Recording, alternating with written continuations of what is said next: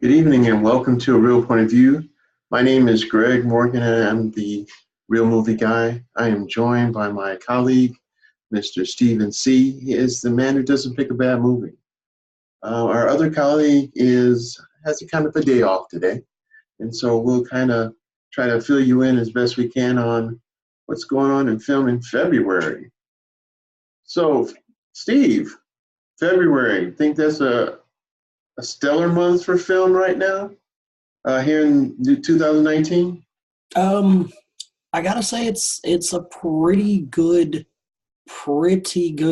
month for movies right now, especially considering we're about to kind of pick up the pace going into March, going into April, going into May with some big box office. But I feel like this is a good one at the start of the year. Good for movies, good for people getting out and doing things, and going to see great films in theaters this month.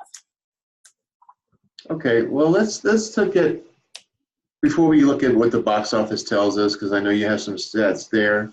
Um, what movies were you anticipating you really wanted to see, especially coming into February and throughout February? I mean, February really isn't a lot of dates. It's only to the 28th of February, so we're missing a few days, quote unquote, just because of that. Right. Um, but does that mean that the weekends are any less stellar? No, I don't think it means the weekends are any less stellar. I think the short month helps us kind of get some things consolidated quickly, and it gets some movies to kind of compete against each other and really see what everybody's out there truly wanting to see. Um, of course, the good thing about this is we had quite a few movies that were kind of back to backs. We had the one big movie in Alita Battle Angel, which was kind of the center point, and in the middle of the month also, being on the 14th. But it was kind of big. On the 22nd, toward the end of the month, we had Fighting with My Family, which is a movie produced Dwayne by The Johnson Rock, film? Dwayne Johnson, The Rock, about WWE wrestler Paige and growing up in her life and getting started. At the beginning of the month, we had the second Lego movie, which was getting people in. It wasn't quite the same cast as the original um, Lego movie, and it took some names off, but it also kept a lot of the great actors that were made the movie well worth watching uh, together. Also, at the end of the month, you had probably the final installment, movie-wise, of the How to Train Your Dragon series. And So, and I don't mean to interrupt you, Steve, but I no, guess want to throw this point out there. The way it sounds like so far is that animation is king right now. I feel And this month you are absolutely correct. yeah, Alita Battle Angel, really very different type of animation, I thought. Kind of enjoyed that for the most part. And then, of course, a big fan of the movie that you aforementioned, How to Train Your Dragon. Mm-hmm. That series of films has been pretty good. I think the first film even surprised me with some of the realism Mm-hmm. that it was attached to the fantasy, and yet at the same time, it didn't truly matter to me what the animation looked like as much as it did the storyline made you believe so much that he was really into this situation. It was more the story of this young man and how he is thrust into this big Viking-esque Mm-hmm. situation where he's just not like his family, which we know that happens pretty much Mm-hmm. in regular life all across the world, really. But I thought it was very interesting that this animated film had so much realism in it. And I think that's really one of the reasons why it played so well for most people. And I Mm-hmm. don't think any of the installments so far have been any less. I can agree. I think they've done a good job. I think they've done a great job um, growing with the character, and the movie's growing with the character and around um, the situations he's having to get into. And they've done really good keeping it in its core together, and have really portrayed that very well in the film. The actors have done a great job, continuously bringing their A game to this movie and this franchise. Another thing that I thought was interesting about some of the films here, like Miss Bala, for example, going into a situation that you know nothing about and then coming out of it quite on the other side of realism for you at the time, in her case. Are the movies getting that are more violent? And I think this particular movie was a little bit more imagination, I think, brought into it, and trying to find a way to have a better situation than a lot of other movies that tend to, give you that same thing, over and over and over again. I like the premise of this one a little better, but was I really excited so much about the acting as much as I was for the really cool violence in the movie? So, I don't know. And that's that. I don't know if that I should be troubled by that or excited and enthused. And that's really when a movie gets to be kind of cool to you, because you have all these crazy things going on with this really horrific essence of realism. I don't know. I believe this is one of those movies that's kind of under the radar, and not a lot of publicity for it, not a lot of trailers and things like that to really grab people's attention. But it's one of those movies that if you go see, you're going to be happy you went to see it. Maybe not necessarily for going to see, maybe matinee price of this movie is kind of worth being out there and watching it on the big screen, but it's also a movie that will grab your attention just by what it's doing, the storyline that it presents and the action that it provides, that it's going to kind of grab your attention. It's going to be that movie that maybe sits on your shelf and you pull it out every now and then to go to your friends and go, dude, you got to watch this. And you know what's funny about this particular film? What comes to mind is, are we really vulnerable? Mm-hmm. Or is it really, we have our nature that people see? Mm-hmm. And is that our true nature, or is that a facade? Because we're talking about going from afraid, invoking fear, to be very aware, or to beware in this movie. And this is just one person. This is a very bipolar movie. Totally. It's predictable in its presentation, but it's still like, wait, where are we? Kind of in that style. Yeah, I kind of like movies like that. It reminds me a little bit of Running Scared with Right. Paul Walker, and that kind of a rush that you get while watching it, thinking it's going this way, and it's really going this way. Yeah, I kind of like that. Now, there's one thing to be said about a lot of films out there.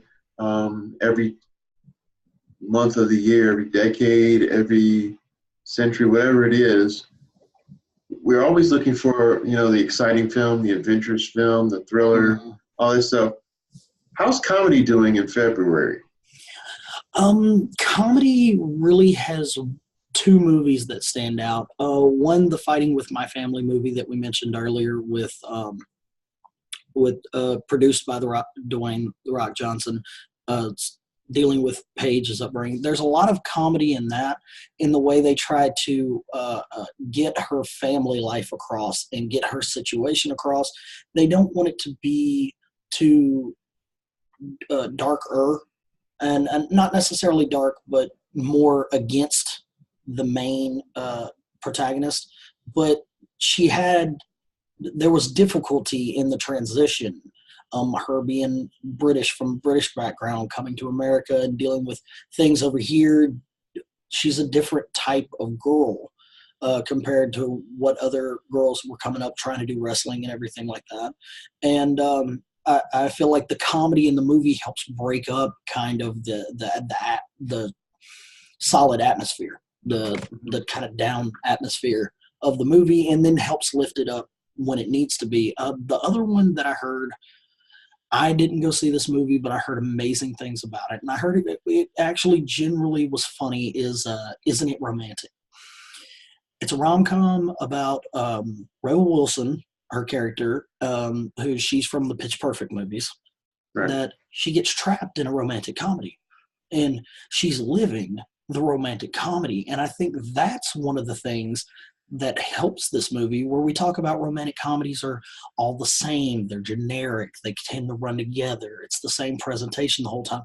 This one's a little bit different because her character hates romantic comedies because they're lies. They're not real. They provide the stereotype, and she's unwillingly put in here, and she's having to live out the stereotype that she hates, and it creates a lot of funny atmosphere. The actors, actresses do a great job bouncing off each other and really presenting their situation, where she is on the outside looking in, and she knows this isn't real. Why is this happening? And the reactions are really funny. Now, does that? I was thinking about a Will Ferrell movie that came out. Trying to remember. Stranger Than Fiction. Is that what that was? Was it Stranger Than Fiction? I believe it was Stranger Than Fiction with Will Ferrell, where he's talking to the person in the author. Yes. Okay. Did this movie the premise of this film, as you know it and understand it, does it kind of remind you of that kind of thing where it's like he's in the story, but why is it this person talking to him, and where's that voice coming from? And or it's just a little bit more toward the realistic essence of you're in this situation, but you hate this type of situation.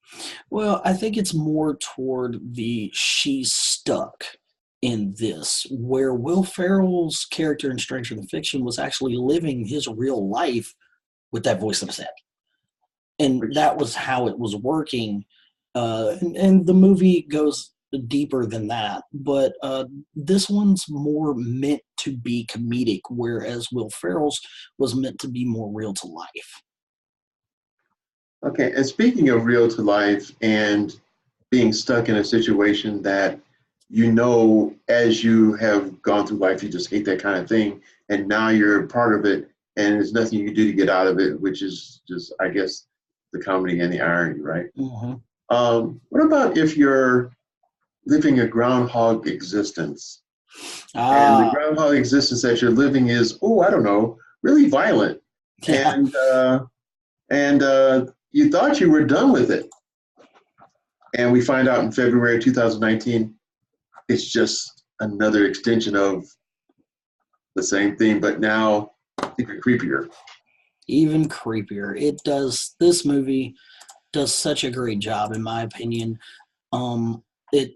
Happy Death Day to You, coming out February 13th, right in the middle, right back to back with Alita Battle Angel. It's had a pretty good year. It hasn't had the best, a pretty good month. It hasn't had the best month. It's kind of getting a little bit better than average reviews and average bring-ups.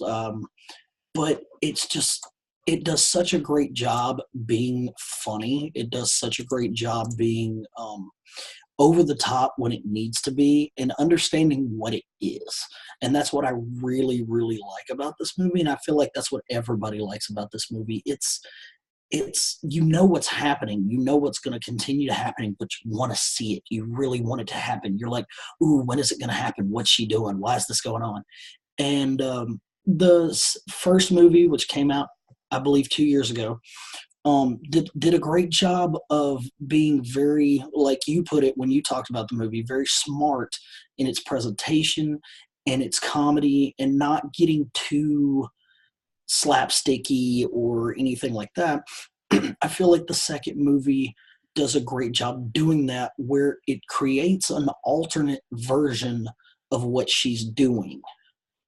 And that's where of what happened in the last movie, the fact that she's having to go through this again, our main character, and they continually keep it good and they keep it fresh.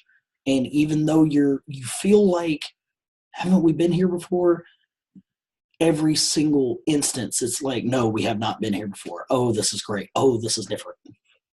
So, Yeah, I think that is intriguing because that's the whole thing.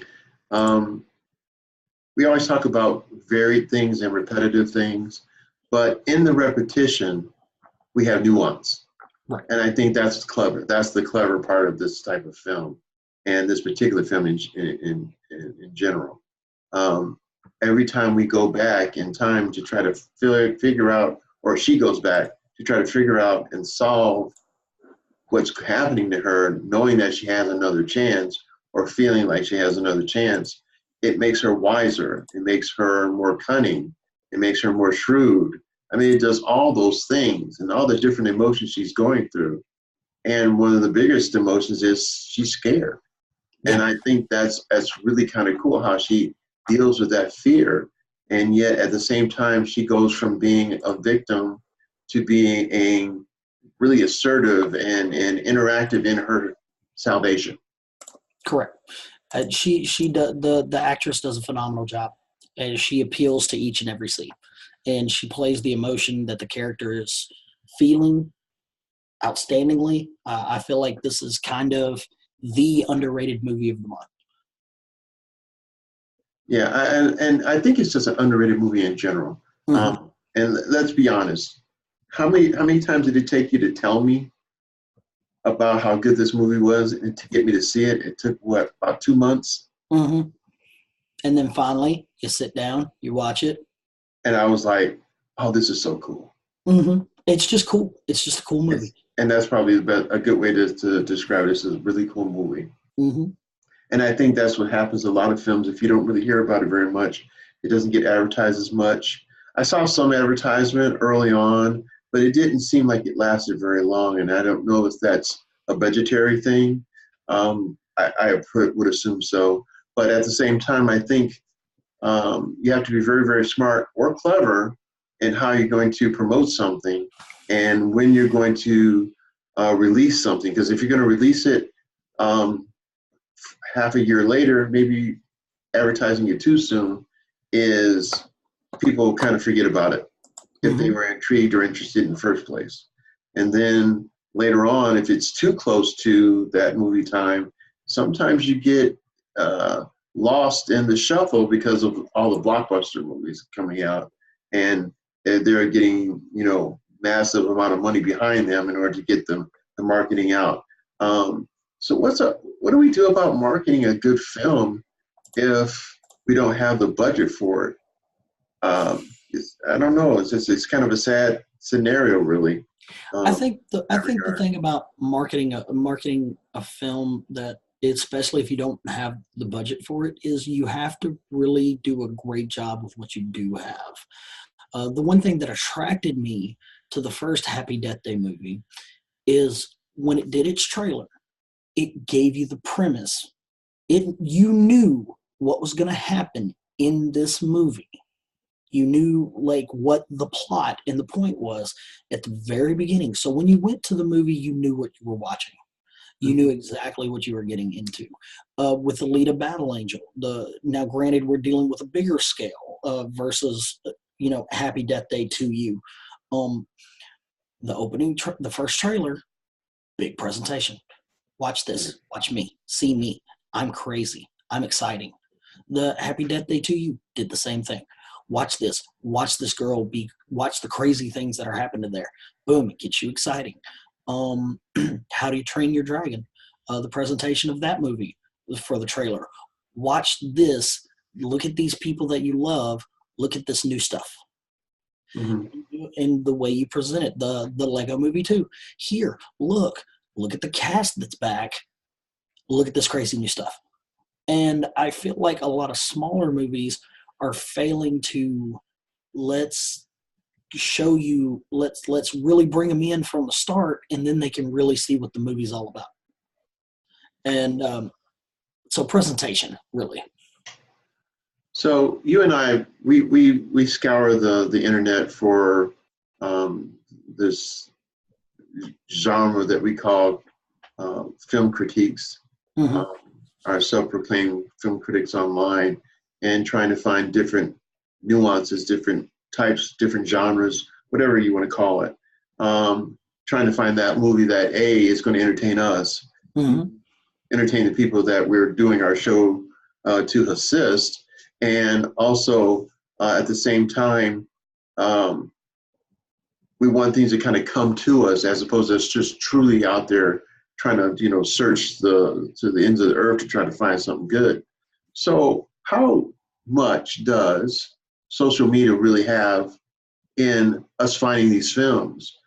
We have these wonderful vehicles like Facebook and Twitter and the like, Instagram, whatever. Mm-hmm. And are we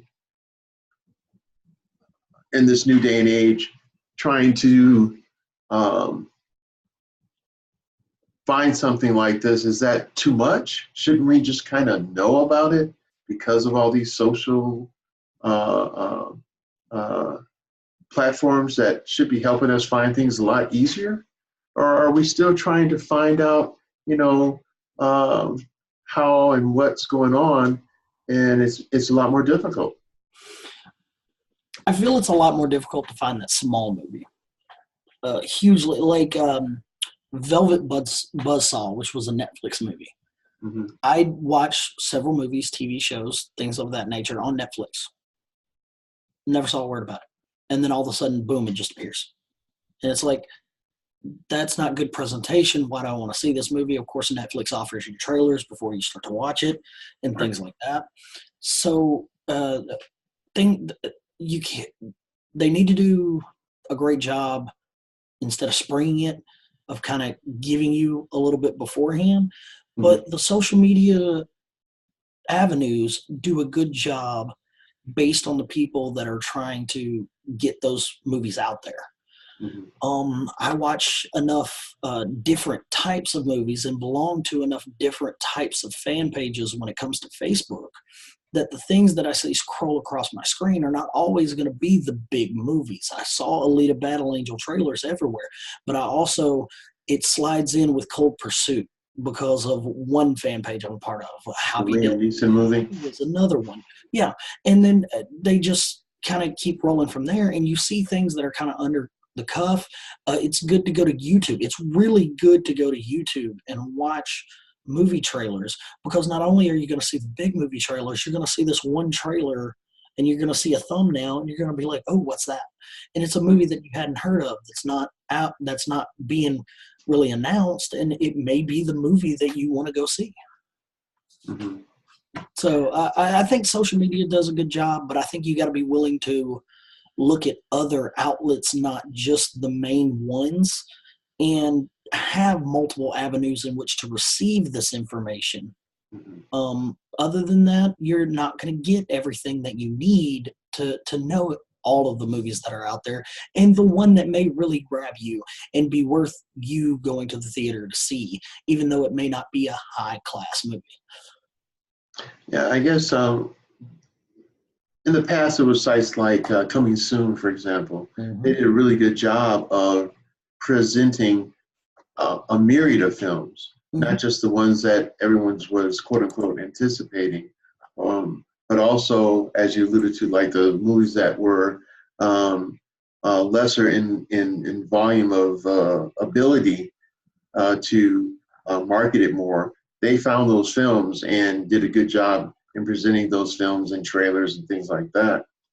I guess what bothers me sometimes is, as you alluded to, things just popping up. Now, let's be honest. This is a film industry. This is a business. This is trying to make money, finding all those different avenues to, if nothing else, recoup a lot of the money that you spent in order to try to tell the story that you think is going to be a hit. I don't think anybody goes into the situation thinking that it's just going to be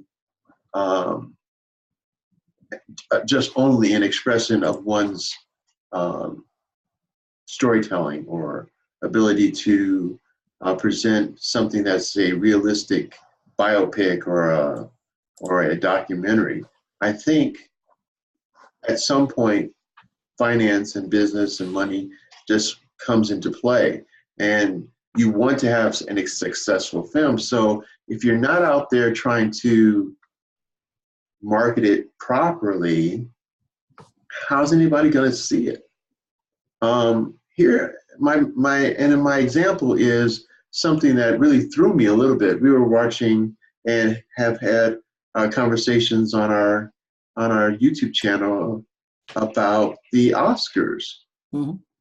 The movie that just out of nowhere, I've seen many of the movies that were nominated for Best Picture.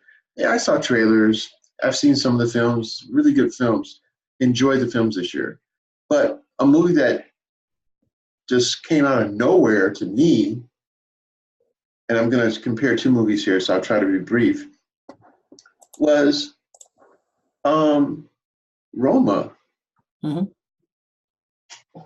Where'd that come from? Mm-hmm. I'll be honest with you. I hadn't heard of it until the Golden Globes. That was the first time I heard of it. And then they were raving about it. And then I tried to watch it. And don't get me wrong, I did not get through the whole movie, ladies and gentlemen. I did not. But it's because of, I'm not a real good, okay, I'm going to admit it, I'm not really good at reading subtitles.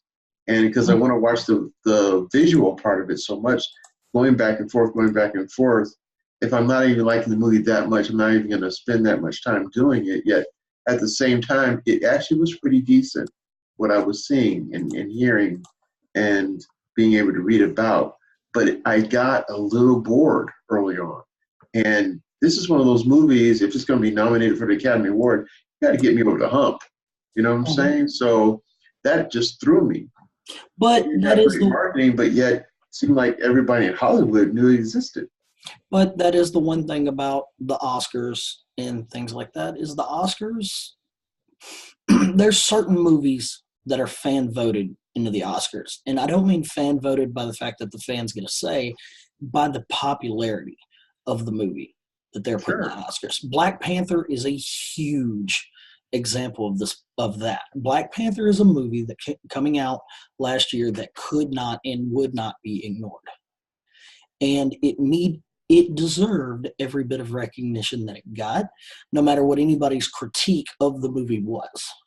It was a big deal. It was a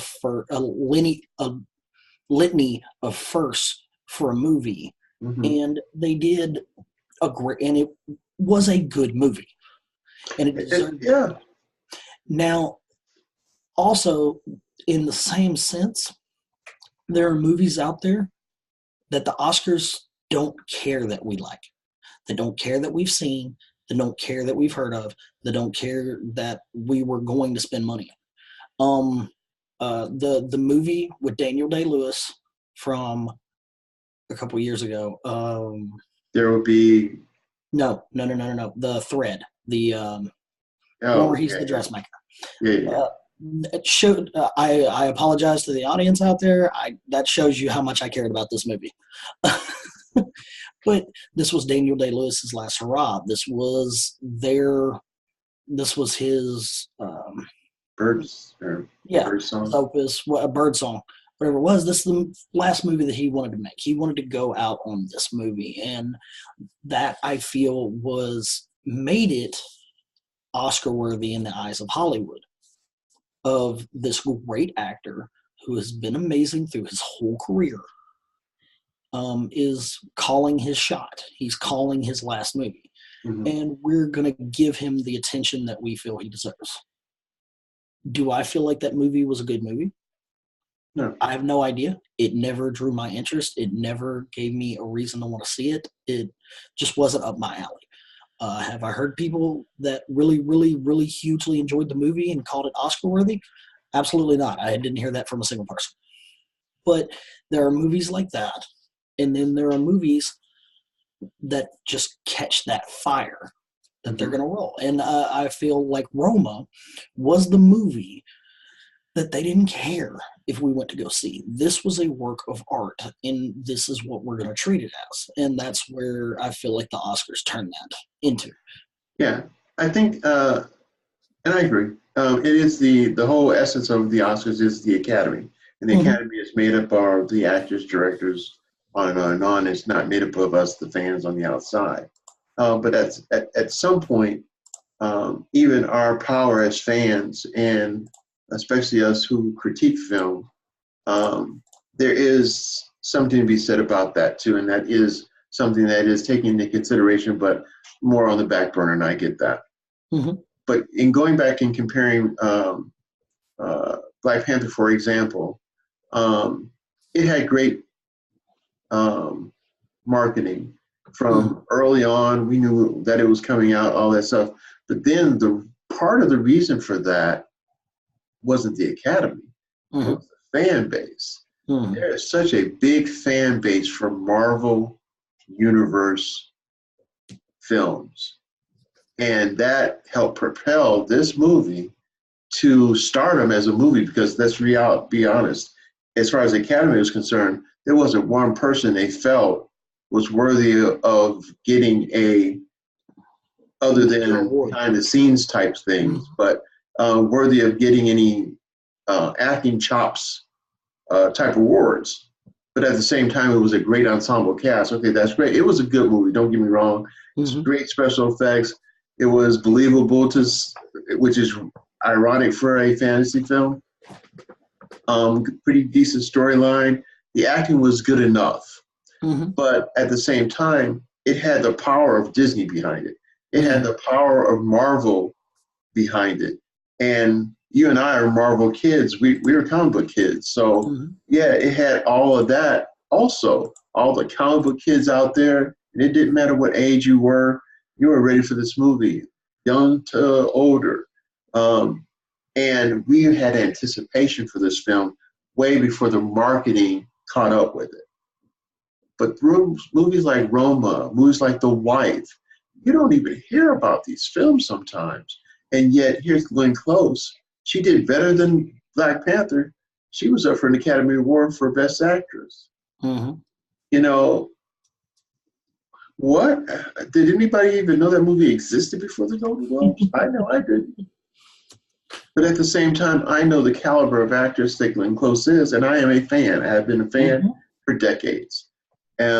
I liked her TV show, Damages. I thought that was excellent, especially if you like thrillers. But Glenn Close as an actress in general, she can play good. She can play evil. She plays evil really well, by the way. And she can play that intermediate role. You know what I'm saying? She's the consummate actress. But her popularity is what got her that Oscar nomination, along with probably a very good job in the movie. But did anybody even know about the movie? I know I didn't. Not saying that I'm everybody, but all I'm saying is as a point of conversation is, you know, how a movie's marketed is going to be, how it's affected, and how we see it, and whether we see it or not, whether we have to struggle to find it or not. Certain realism helps documentaries, which are films that get ignored a lot more than these adventure and fantasy and thrillers get ignored. But at the same time, there's a longing for reality and truth, or reality in truth as it's portrayed in front of us, because even that sometimes can be just a facade, right? But some of these other films that we're trying to watch and see and become fans of, sometimes they just don't get the proper lift from advertisement and marketing. But I'm telling you, just like Alita Battle Angel, you and I have been talking about that for a while. And yet, somehow, whoever the powers that be that decided that this was going to be a movie that we think everybody's really going to enjoy, started getting the word out early. But The those one, of us who are into that genre, we're looking for that kind of stuff. So that's why when movies like Coco a few years ago, when Coco came out, I wasn't really thinking about. I'm wondering, want to see this cartoon about the tradition of Mexico, about the family and the dead and all that stuff. But the movie itself, wow, I've seen it twice, and once on my own just to see what it was about, and love the storyline. I couldn't wait to tell people about it. Um, and then once again to make sure that I understood everything that I missed the first time I watched it. And such an intriguing story in animated form that could have stood alone if it was just regular actors. mm-hmm. It didn't even need to be. It just was a wonderful movie as an animated feature, but it could have been a realistic feature. So, getting back to topic again, Alita Battle Angel, yeah, that made sense to me. Fighting with my family, that makes sense to me. Been fighting with my family for years. I think that's one of the major things the fighting with my family really brings in is the family attachment that goes in with this movie really adds to that. It's got other things that really help it along, but I feel like that's like a main draw for the movie. Yeah, and as quirky as it is, and I know the subject matter is wrestling, but as quirky as that is, all the other things that are happening in this family dynamic happens to many of us. And so probably part of the charm of the film is how it relates to us. That's part of it. And we can see and say, yeah, that makes sense because, heck, that kind of thing happened to me. It may not have been me jumping off of a rope at the top of the rope to knock somebody out, but some of the family situations and some of the reasons why you're doing this, that comes up all the time for all of us. So I think that movie was going to do well because it was relatable. But what is your 4 or 5-star film within these February films that we haven't mentioned so far? Is there something else that hit you that you thought was good that we thought like Netflix or Rotten Tomatoes thought was really good? I feel like this month has pretty much just been a hit on the head when it comes to great movies, that there's only the top 3 that really qualify as even getting close to the 4 or 5-star thought process. Of course, Alita Battle Angel and How to Train Your Dragon are the 2 big ones of the month so far. Alita Battle Angel has been catching it. The one thing that bothers me, and just going to get this out, with critics, and certain critics, it's not everybody. I watch a lot of critics that do things in so many different ways and love so many different things, approach movies so differently in their thought process.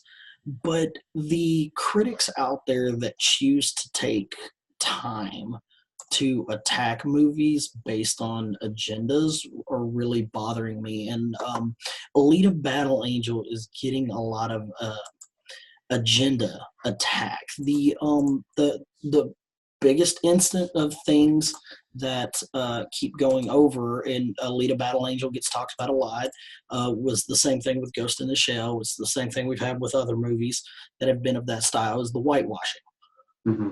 Is whitewashing by Hollywood, whitewashing by acting services, whitewashing by this, whitewashing by that.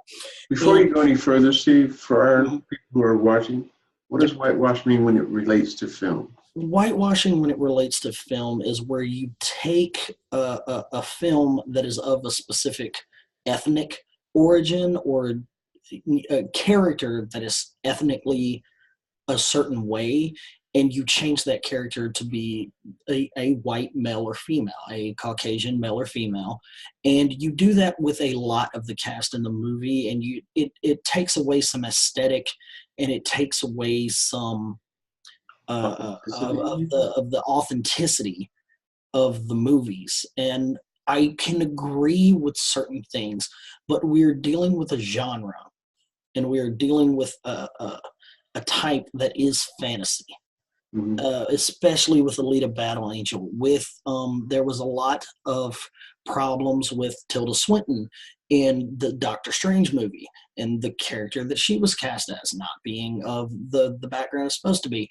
Ghost in the Shell casting Scarlett Johansson as the Major rather than casting a Japanese actress, except for the fact, I'm going to go one rant. I got one, the only one, is Karen's not here, so I'm going to get my one for her.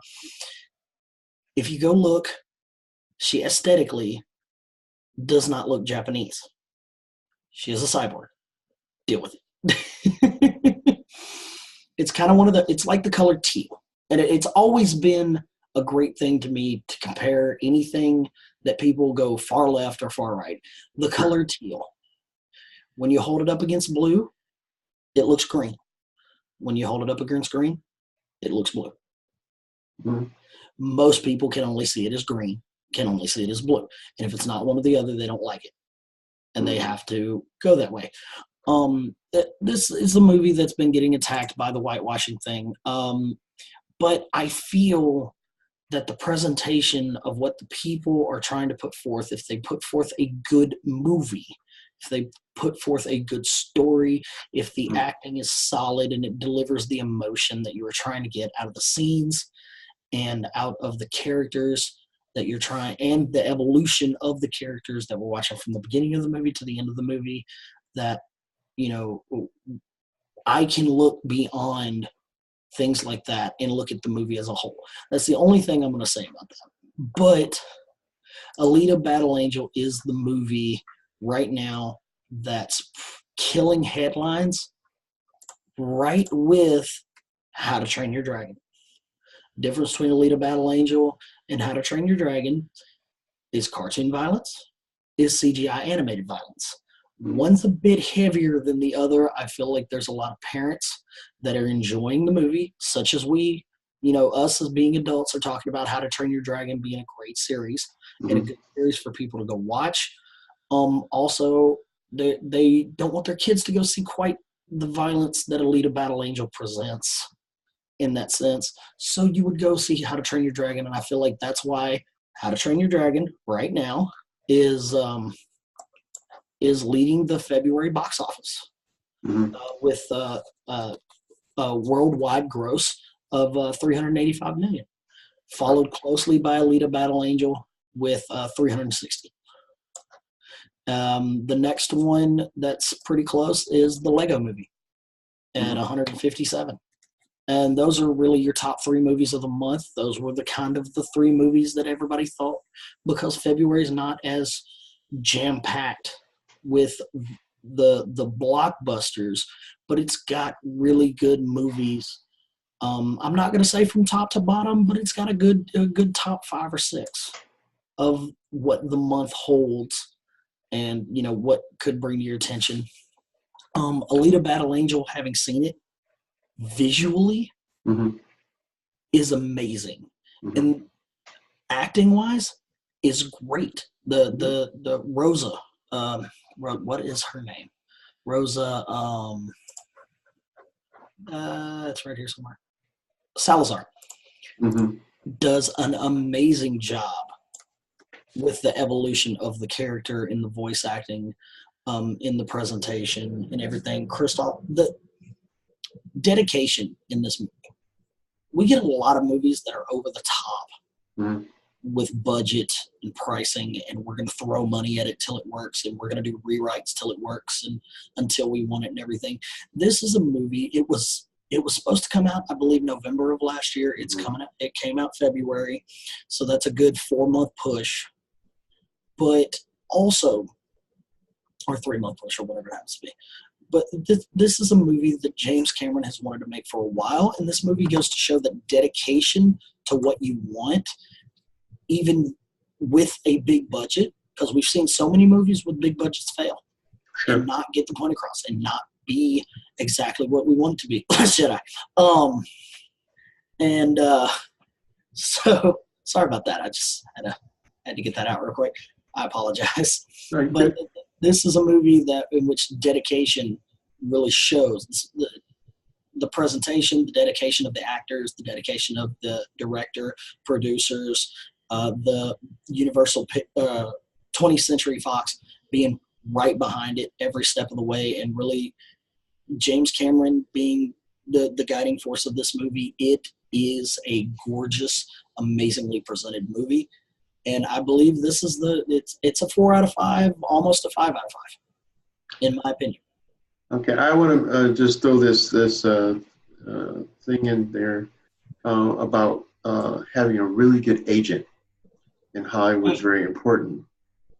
So if I was to, for some strange reasons, decide to be an actor, and you've heard me act, you know I'm really good, Steve.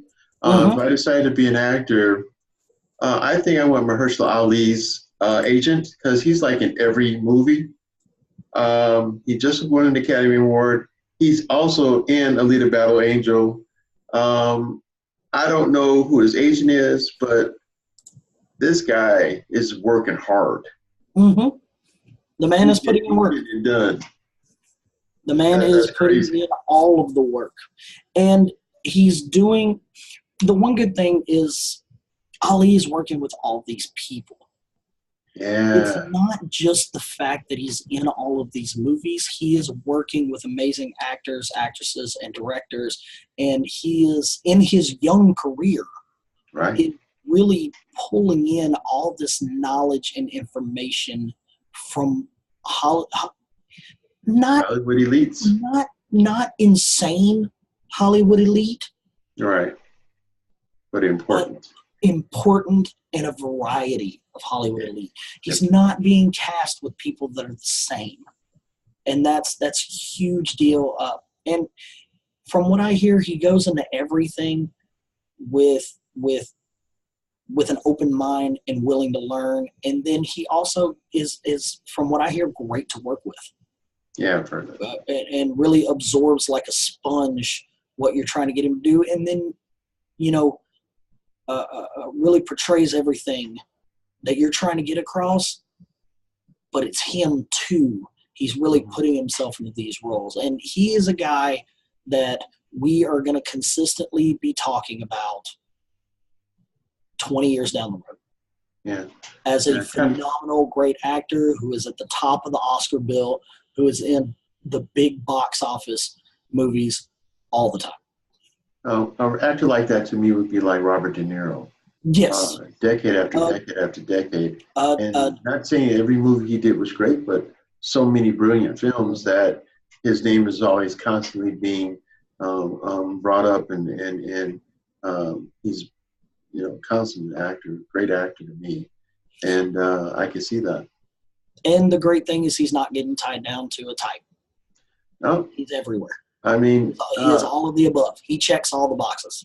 He does. I remember De Niro played a taxi driver.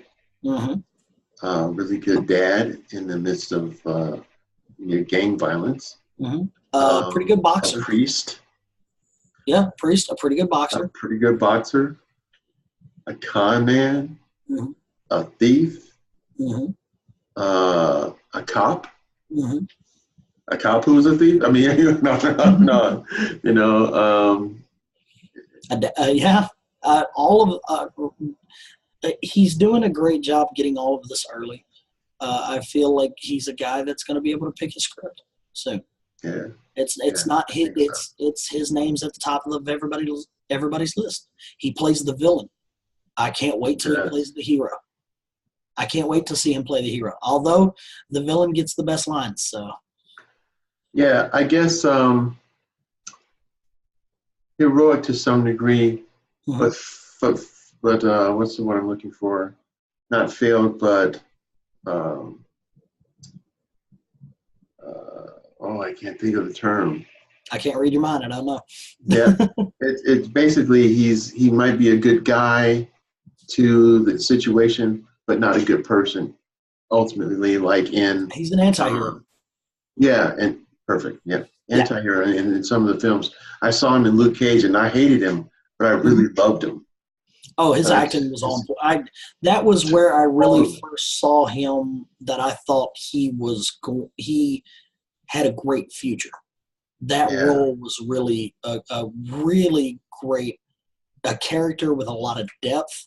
Yes. And a good motivating part, flawed, and a good motivating part of the TV series. Right. Yeah, and I'll be honest, he stole it away from the actor who was playing Luke Cage. I thought, and he's surrounded by great actors, actresses. Alfre Woodard, great actress in her own right, and yet he thrived and he was believable. And I was really ironically sad when his character, well, I won't be a spoiler, but I wanted more, and I didn't get more. So there's nothing I could do about it, obviously. So let's go back to this for just a moment. February, the winner, animation. Animation winner, hands down. No sense about it. Animation has made a comeback in film over the last few months and last few years. And we know that by the films that were nominated for Best Picture Animated Feature, and the fact that Spider-Man and the Spider-Verse won, that was a wonderful film. And then right behind it, in my opinion, was The Incredibles 2. I'll be honest, love the baby. Jack, got it. Okay, now this is going to sound really bizarre, because what was the movie with Leonardo DiCaprio, the Frontier movie? Revenant. Okay, so let's be honest. You can go through the whole movie. Wonderful actors in it.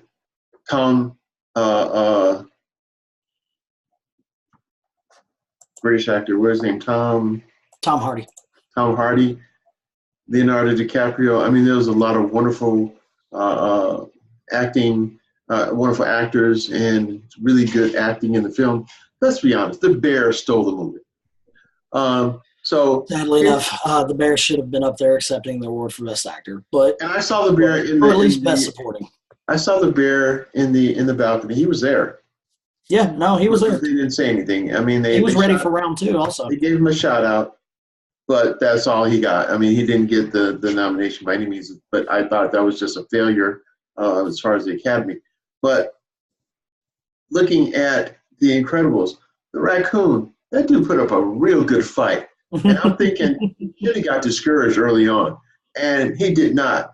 He's not letting no baby beat him. He's like, no, I'm not letting no baby beat me. And then when the baby did all this stuff and you're thinking the raccoon was out, the raccoon came back like, oh, no. No, I am back. No, you're not. Okay, it took a long time. I mean, the movie was like an hour and 45 minutes long, 2 hours long, and like 17 to 20 minutes was a raccoon, man. That dude was tough. He didn't punk out. He didn't get punked by the little baby, which had all the power in the world. He didn't get punked. He kept coming back. He's like, and then he came up to the window. Was like, I'm coming through there to get you, baby. I mean, literally, baby. But Jack said, I got your number, and so the rest is history. But I really enjoyed that. Probably too much, right? Okay. Yeah. Hey, I like nature, man. Sometimes nature's got to win.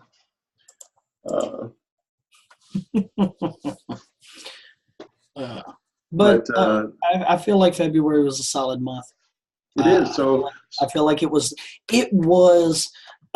January had good movies. January had like Glass coming out in it.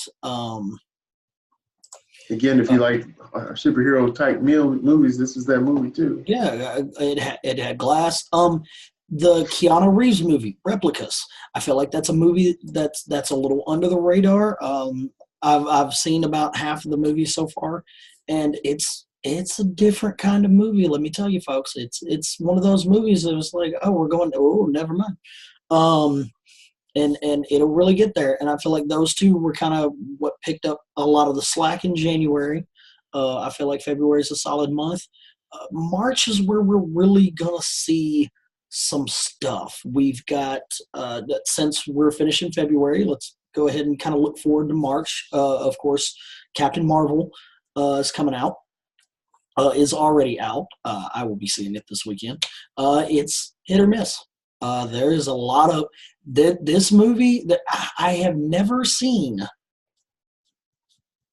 a movie in the MCU so far that's more way left or way right.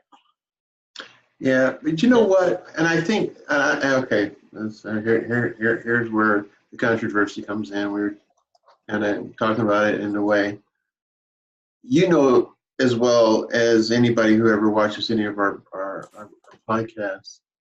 I'm pretty much a purist for the most part.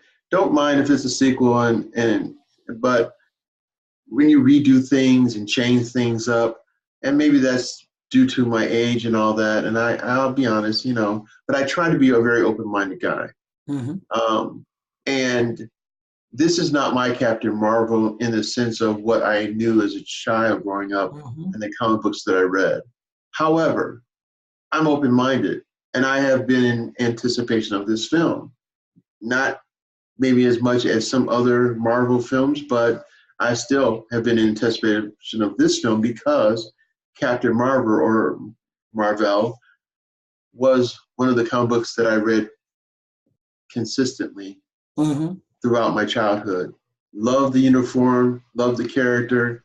I felt like the character spoke to me because of I was kind of early on not very gregarious, quite to myself, and Captain Marvel was kind of to himself a lot of times in that universe that he so faithfully protected, and which was of his class in the Kree warriors that he was a member of.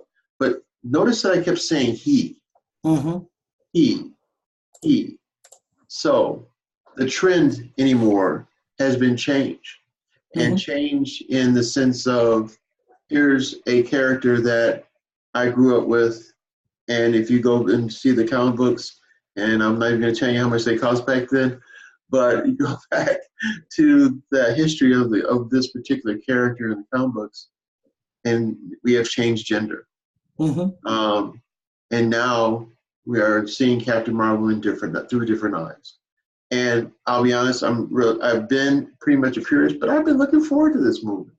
I don't really mind the sense of change. I just hope that within the realms of that change, that it is as good, if not better, because that's what I'm looking for. I'm looking for it to be as good, if not better, because there's had to be some reason why you made the change. And sadly, in many cases, I've been disappointed with the changes that have been made in certain cinematic ideologies. But at the same time, it doesn't mean I've never given the theatrical presentation a chance. I'm going to always do that because I love to be pleasantly surprised, or just surprised at all, or just happy about what I see. And if nothing else, bring me in. I want to be captivated by what I'm watching. So I am looking forward to Captain Marvel. Looking forward to see Samuel L. Jackson, Nick Fury as a younger man without the patch. That's going to be interesting. And S.H.I.E.L.D. in its early inception. So I'm looking forward to that. But again, the fan base that's there already, because we are comic book guys and comic book kids and comic book people, and the success of Marvel and the presentations that they've had in the past gives us, at least gives me the for lack of a better way of saying it, security, or gives me hope that this will too, like many of the other films that have preceded it, will be as good. But I know part of the critics' situation is because of this change. Mm-hmm. So let's see how that goes. So since you're going to see it, you'll probably see it before me, Steve. Let me know what you think. I will. I'm excited for that. The Us is coming out.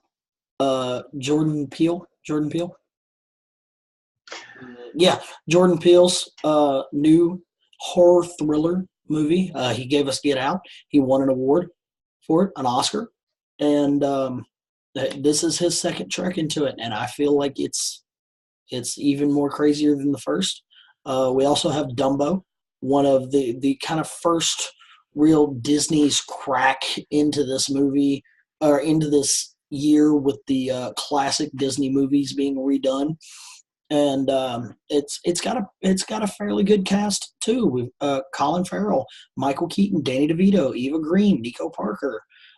Is a good cast to go with this movie. Now, this is not, Dumbo's the long shot movie of the Disney franchise because Dumbo's just a different style Sure. than what we normally associate with Disney with heroes and everything. Dumbo's a movie where kids are more so going to associate with Dumbo than adults are now and things like that. The kind of the low movie, the underrated movie I got for this that may be good, may not be. I'm not sure. Not telling anybody to go see it because I haven't. Of course, I haven't seen it first. I can't go that, and I don't pick bad movies. So, uh, is is Greta?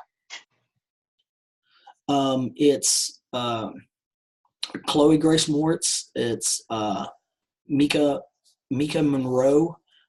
It's a horror drama thriller, which is kind of where the year is going to go. The later we get in the year, the more horror thriller stuff tends to show up. Sure. And March is not an action-packed month, so it's a good place for it to start. But I've seen the trailers for it. It looks really interesting, and it looks kind of terrorizing. In the sense, you should definitely go watch the trailer for it if you haven't seen it. It's different. Have you noticed Jordan Peele making almost like a total 360? A lot of early Jordan Peele things were comedy and whimsy, and it seems to me with the success of Get Out, and then of course this new feature film. Mm-hmm. I don't know if you know, but I heard that he's going to be the new host of the Twilight Zone. I also heard that too. So, what was this always where he was, and we just didn't know it? Because his introduction to me has been comedy. Well, his introduction to me was comedy too, but what he's doing now, with really getting to do his thing, he's very Stephen King. Obviously. Stephen King Stephen King interviews, Stephen King things. He's a humorous person. He's kind of a funny guy. Yeah. But when you pay attention to Stephen King's writing and things like that, not only do you have It, Christine, Pet Sematary, which is also a remake this year. You have Shawshank Redemption, The Green Mile, and things of that nature. Right. And I feel this is going to be great.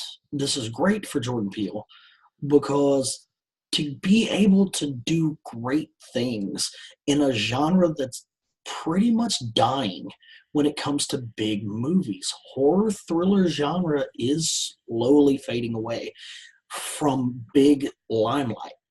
To be able to be the man that can bring it back into the limelight is a huge test of how good your presentation is, how good your art is. And he's doing a great job of not only doing it, but taking the scripts, making sure to get the right people, positioning them well, and then moving forward as doing what great directors do, and that's making you feel what's happening. And Get Out being the first, this one, Us, the trailer shakes you. And I feel like I have no doubt that he may be in the Oscar conversation next year. Maybe not, depending on how the movie is. uh, Best director may be floating around, depending on how good this movie is. Now, I granted they're not really going to hugely put a horror thriller into the best movie category, but he's also done the screenplay for it, and he's already won it. He may do it again. Has films like Black Panther, Civil War, Infinity War, opened the door for other films of similar ilk, as well as, i.e., the horror thriller, to be back into that limelight? Does it need to be maybe a little bit more over the top for everyone to notice, but yet still keep a good storyline? Like Black Panther was kind of wild and over the top, but it still was controlled wildness, and it's more showed as an epic as opposed to just a regular film. The one thing that I feel hurts comic book movies more than anything else is originality. And it's not the presentation of originality, it's the fact that your idea is not original. You are taking from something that's already there. You're also getting from a fan base that already exists. And you're trying to turn, sorry for all the people that are hardcore comic guys that, oh, the movie's not the same as the comics. Who cares? They're not making the movie for you. They're turning it. I feel more so than actors, where the screenplay and the directing come in, maybe have a shot, but also when you're in a movie with a bunch of actors, especially really good actors. The Marvel Universe is full of really good actors. It is, very much so. You have to be so head and shoulders above everyone you're with to be able to get that nod from the Oscars and the Academy Award and things like that. I feel like you were talking about Black Panther had a great ensemble, but nobody was head and shoulders above anybody else in that movie. And I feel like in all the Marvel movies, especially in the Avengers, no one has single-handedly been here when everybody else is here. Right. It's always collectively been here. I feel which is a kudos to that. Which is a kudos to everyone involved. And bringing anybody who may be a little less higher is always a great deal as an actor and as a performer. But I feel like you're not making an original idea. I feel like that's and that's the Marvel and the fantasy. And I feel like the Marvel, the fantasy, the Captain America, everything, it is an idea that exists. All you're doing is telling a different version of it. And I feel like that's the only thing that kind of hurts. But, of course, we could say the same thing for all the books that have been turned into movies and won Oscars, and what the hell do I know? But no, I think expounding on your point, though, Steve, I think it does make sense, because me saying that we've been watching and looking or reading these comic books over time and all that, we know the characters, we know the story and all that, and they're trying to give us a shortened version of it in film to try to appease not just the comic book essence in our heads and our minds and hearts, but also those people who don't know very much about it can get an idea and an understanding of what makes us being so crazy. But at the same time, I think a novel is a little different. This is not something that has a long history other than its own entity. I'm a big fan of James Patterson, who deals in murder thrillers and things of that ilk. but sure, they have a series of characters sometimes, but these writers write all kind of different books that are in their genre. Mm-hmm. But that's not necessarily all the movies that get made. Mm-hmm. Now, I'm slightly contradicting myself and being a little bit hypocritical. James Patterson has the Alex Cross Mm-hmm. as his main character, and they've actually made 3 movies from his book and that particular character. However, so different than a Marvel Universe, though. And all these different authors that are fortunate enough to have films and screenplays made, it is still not the kind of fan base that Marvel or DC even is going to have. But at the same time, turning something around like that, you're not necessarily going to get it. You'll get a rom-com, you'll get a thriller, you'll get an adventure, a swashbuckler, on and on and on. Mm-hmm. Comic book superheroes, you're going to get comic book superheroes, and you're going to get them a lot. Mm-hmm. So I can see a slight difference there, and making a little bit more sense. And then now we know how many of the novels that are out there are. We're talking 300 plus pages to try to bring into a smaller uh, venue to put on film. So a screenplay is necessary, a screenwriter is necessary to still try to invoke what the book is trying to express and still be able to portray it on film. Little easier, I think, in the comic book realm because of how long and the development of the character is. We know what to expect from these books and novels, not necessarily so much. So yeah, I can see that being very different, and it may be even a little bit more unique story with that novel. And I'll be honest with you, writing something like that is daunting. It's a daunting task. Mm-hmm. But anyway, well, ladies and gentlemen, keeping in mind that we're not trying to go off tangent too much, and thanking Steve for keeping his rant not so long as our other Co-host. co-hosts. I thank you for that. And when she watches this, hopefully she won't get on our case about mentioning that she rants quite often. But there's sometimes a lot behind those rants, and we can even have shows off of some of those rants, to be honest with you, because there's a lot of validity to them. So, but here we go, ladies and gentlemen.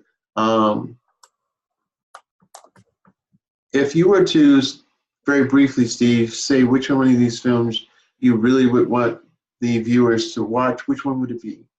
Alita Battle Angel. Okay, I agree. So sadly, ladies and gentlemen, you're not going to get any different from me either. Alita Battle Angel, I think that's the cream of the crop for February. Definitely find a way to see this film, either streaming or in theaters, because I think it's still in theaters. And so if you can see it, we've both been fortunate enough to be able to see it so far, and we both are recommending it. So thanks again for joining us here on A Real Point of View. Please take an opportunity to go to our YouTube channel at A Real Point of View and leave your comments, leave suggestions as to the films that we've discussed and films you think we should see, especially films that you don't think the general public even knows about. We'd be glad to take a look and see what we think, and hopefully we'll agree with you. But if we don't hold that against us. Thanks again for joining us here on A Real Point of View. Have a wonderful night. Take care, Steve. Thanks for hanging out. And we'll see you next time here on A Real Point of View. Good night, everybody. Peace.